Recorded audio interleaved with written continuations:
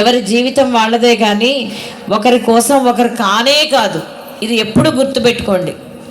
ఎప్పుడు గుర్తుపెట్టుకోవాల్సిన విషయం ఏంటంటే, ఒకరి కోసం కాదు, మీ కోసం మీరు చేసుకోవాలి, నా కోసం నేను చేసుకోవాలి.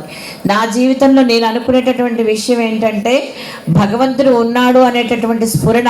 అమ్మ మాట్లాడుతున్నారు ఎవరో ఇక్కడ, ప్లీజ్ అమ్మ మీ ఇద్దరు అభ్యంతరాలు స్టేజ్ మీద వద్దు, మాట్లాడుకోవద్దు.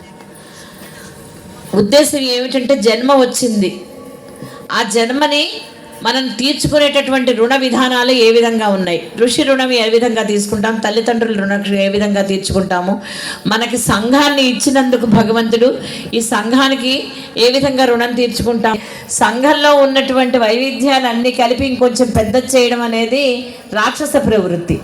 నిన్ననే ఎవరికో చెప్పానన్నమాట ఏదో మాటల్లో, నేను ఒక అమృతం బయట ఒక్క దేవతలతోటి కాలేదు, రాక్షసులు కూడా సహాయపడ్డారు. గుర్తుపెట్టుకోండి, రాక్షసులు దేవతలు